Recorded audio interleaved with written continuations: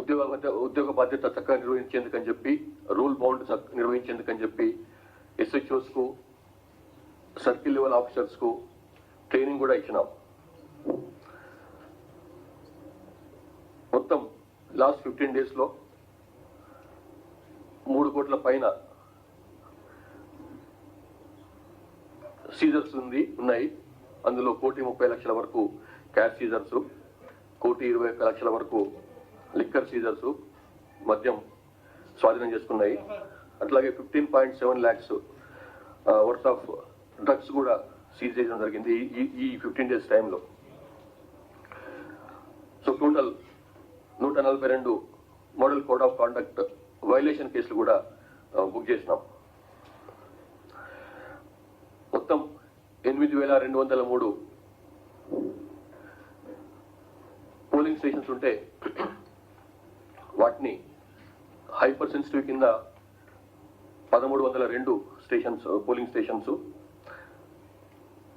1,926 sensitive police stations గా, అట్లాగే మిగతా వాటిని 4,975 మిగిలిన 4,975ను నార్మల్ పోలింగ్ స్టేషన్స్ గా కేటగరైజ్ చేసినాం. దానికి తగ్గట్టుగా హైపర్ సెన్సిటివ్ పోలింగ్ స్టేషన్స్ కి ఎంత బందోబస్తు పెట్టాలి, నార్మల్ పోలింగ్ స్టేషన్స్ కి ఎంత బందోబస్తు పెట్టాలి, తర్వాత సెన్సిటివ్ పోలింగ్ స్టేషన్స్ కి ఎంత బందోబస్తు పెట్టాలి, దాని ప్రకారం ఒక నిర్ణయం తీసుకొని ఆ విధంగా బందోబస్తు ఏర్పాటు చేస్తున్నాం. ప్లస్ మనకున్న ఫోర్సే కాకుండా forest department, excise department, legal metrology ఇక్కడ నుంచి కూడా మేము అవుట్ సైడ్ డిపార్ట్మెంట్స్ నుంచి కూడా ఫోర్స్ను రిక్వెస్ట్ చేసినాము. వాళ్ళు ప్రొవైడ్ చేస్తారు, ఆ డిపార్ట్మెంట్స్ కూడా ప్రొవైడ్ చేస్తున్నాయి. ఇవే కాకుండా మా విత్ ఇన్ ద పోలీస్ డిపార్ట్మెంట్లో ఉన్నటువంటి తెలంగాణ స్పెషల్ పోలీస్ కానీ, CID కానీ, ACB కానీ ఇట్లాంటి వాళ్ళ డిపార్ట్మెంట్స్ నుంచి కూడా ఫోర్స్ను రిక్వెజిషన్ చేసి డిప్లాయ్ చేస్తున్నాం. మొత్తం ఈ కార్పొరేషన్స్, మున్సిపాలిటీస్ కలుపుకొని 2,996 వార్డ్స్ ఉన్నాయి. అందులో 8,203 పోలింగ్ స్టేషన్స్ ఉండేటివి. అయితే 14 చోట్ల యునానిమస్ అయింది కాబట్టి అవి తీసేస్తే 8,189 పోలింగ్ స్టేషన్స్ లో ఎలక్షన్స్ నిర్వహించబోతున్నారు. వాటిలో నార్మల్ పోలింగ్ స్టేషన్స్ ఆల్రెడీ చెప్పినాను నేను. నార్మల్ పోలింగ్ స్టేషన్స్ 4,961 ఉంటే క్రిటికల్ పోలింగ్ స్టేషన్స్ 3,228 ఉన్నాయి. అది హైపర్ సెన్సిటివ్ అని ఆల్రెడీ చెప్పినా నేను. 136 కౌంటింగ్ సెంటర్స్ ఉన్నాయి. 136 కౌంటింగ్ సెంటర్స్, 137 స్ట్రాంగ్ రూమ్స్లలో వీటిని భద్రపరుస్తారు ఎలక్షన్ అయిన తర్వాత.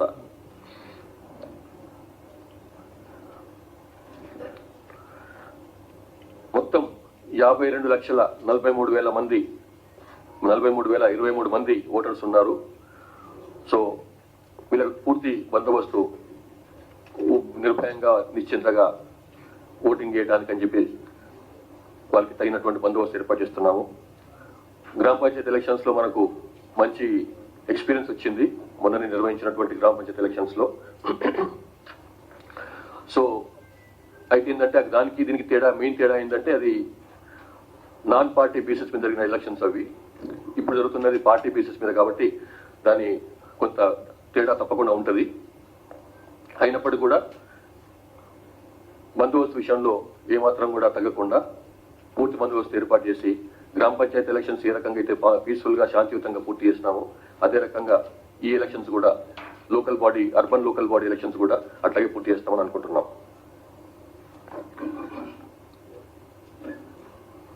అట్లాగే హైపర్ సెన్సిటివ్ పోలింగ్ స్టేషన్స్ ఉన్న దగ్గర పోలింగ్ బూత్ లోపలనే కాకుండా పోలింగ్ బూత్ బయట కూడా web casting 100% web casting 100% web casting ఉండాలని చెప్పి నిర్ణయం తీసుకున్నారు స్టేట్ ఎలక్షన్ కమిషనర్ వారు. దాంతో ఇంకొంత మనకు ప్రాపర్ గా మొత్తం ఇంటర్ ఏరియాని కవర్ చేసేందుకని చెప్పి, దానిపైన పర్యవేక్షణ చేసేందుకని చెప్పి మనకు సౌలభ్యం ఉంటుంది. ఫైనల్ గా ఎవరైతే ఎలక్షన్లకు ఓటింగ్ చేసే వాళ్ళు, ప్రజలు ఓటర్లు నిర్భయంగా నిశ్చింతగా అనుమానం లేకుండా వెళ్లి వాళ్ళు ఓటింగ్ చేసుకుంటారని చెప్పి నమ్ముతున్నాను. వాళ్ళకి పిలుపునిస్తున్నాను. Thank you.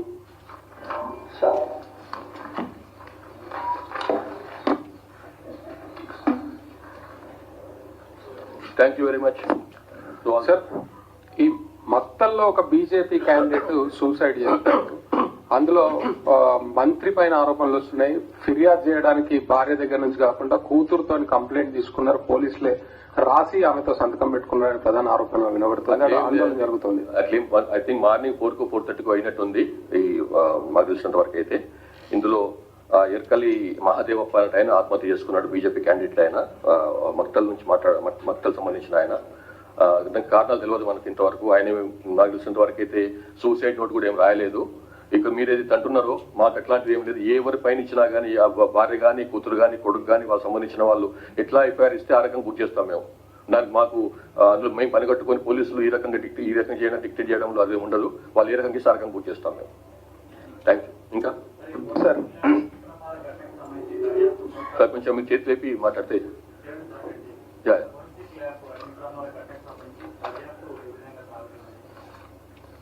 Forensic science laboratory సంబంధించిన అగ్ని ప్రమాదం పైన ఆల్రెడీ డైరెక్టర్ టీజీఎఫ్ఎస్ఎల్ సవివరమైనటువంటి ప్రెస్ స్టేట్మెంట్ ఇచ్చినారు. ఒకటి, సెంట్రల్ ఫోరెన్సిక్ సైన్స్ లెబొరేటరీ నుంచి నిన్న ఒక ఎక్స్పర్ట్ వచ్చినారు. అట్లాగే నాగ్పూర్ లో ఉన్నటువంటి fire safety institute of fire safety and అది ఒకటి ఉంది, చాలా టాప్ ఇన్స్టిట్యూట్ అది భారతదేశంలోనే. అక్కడి నుంచి కూడా నిష్ణాతులు వచ్చినారు, ఎక్స్పర్ట్స్ వచ్చినారు. వాళ్ళు ప్లస్ వీళ్ళు సిఎఫ్హెచ్ఎల్ వాళ్ళు కలిసి దాన్ని ఆ సోర్స్ ఆఫ్ ఫైర్ ఏంటిది, ఇందులో ఎట్లా వచ్చింది అన్నది ఎంక్వైరీ చేస్తున్నారు. సో కొన్ని రోజుల్లో మనకు పూర్తి వివరాలు బయటకు వస్తాయి దాని గురించి. సార్ రవికుమార్ సార్, నమస్తే తెలంగాణ. సార్ ఫోరెన్సిక్ సైన్స్ నుంచి మేజర్ గా సర్వర్ రూమ్ కాలిపోయిందని కంప్లైంట్ లో ఇచ్చారు. సో డేటా ఉన్నట్లా, లేదంటే ఇంకా వేరే ఏమైనా సోర్స్ ఉందా? క్లౌడ్ లో అట్లా సేవ్ చేశారా? ఆ ఫెసిలిటీస్ ఉన్నాయా? ఉన్నాయండి, ఆ ఫెసిలిటీస్ ఉన్నాయి. మీరు భయపడ అవసరం లేదు, బాధపడ అవసరం లేదు. చాలా మంది ఏంటంటే అన్ఫార్చునేట్లీ తెలిసి తెలవక స్టేట్మెంట్లు ఇచ్చిండ్రు. ఏది అందులో ఏదో పాత కేసు, చాలా కీలకమైనటువంటి కేసు సంబంధించినటువంటి అవన్నీ పోయినాయని చెప్పి. ఇది టోటల్లీ ఫాల్స్. అది అట్లాంటిది ఏం పోలేదు. మొత్తం ఏదైతే ఆ పర్టికులర్ కేసు 2015 అయినటువంటి కేసు సంబంధించినటువంటి కేసు మెటీరియల్ ఉందో అది 2021 కల్లా మొత్తం ఎంటైర్ మెటీరియల్ కోర్టు పంపించినాము. ఎఫ్ఎస్ఎల్ లో ఆ కేసు సంబంధించినటువంటి మెటీరియల్ ఏం లేదు.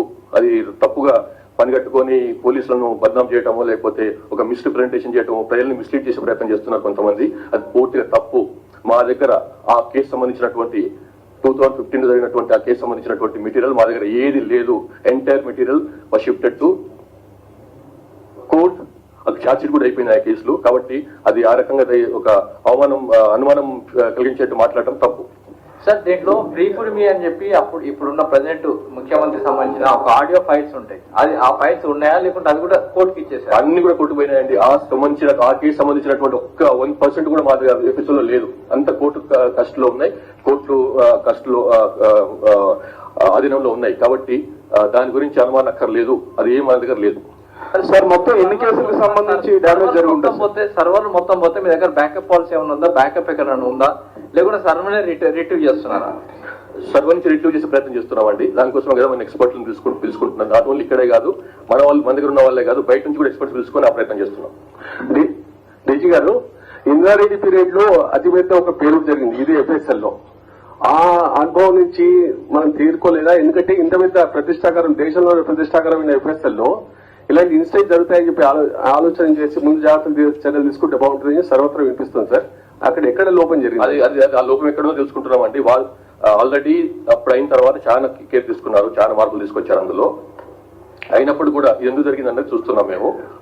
అన్ని ఏర్పాట్లు, సురక్ష సంబంధించినటువంటి ఏర్పాట్లు ఉన్నప్పటికీ కూడా ఈ పర్టికులర్ అగ్ని ప్రమాదం ఎందుకు జరిగిందో వెరిఫై చేస్తున్నాం.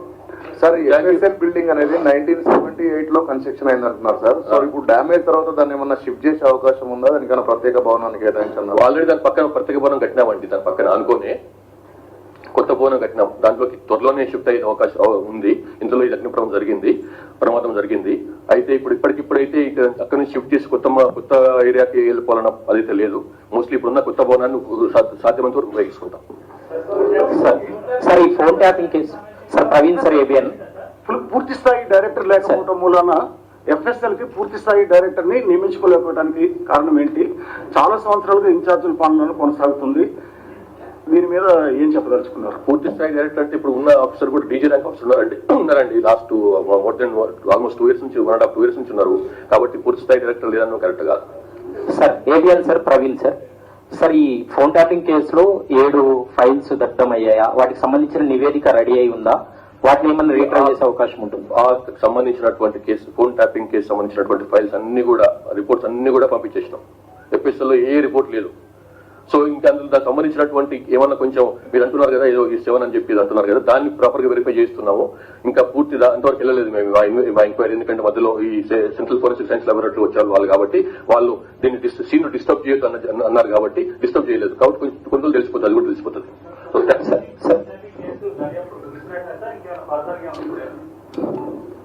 ఇప్పుడు మనకు పెట్టిన ఈ ప్రెస్ మీట్ మున్సిపల్ ఎలక్షన్ సంబంధించి ఇది డైల్యూట్ అయిపోతుంది. ఆ విషయం మాట్లాడితే మీరేం దీని గురించి మాట్లాడుకుని దాని గురించి మాట్లాడతారు. కాబట్టి నెక్స్ట్ టైం మాట్లాడదాం దాని గురించి. Thank you.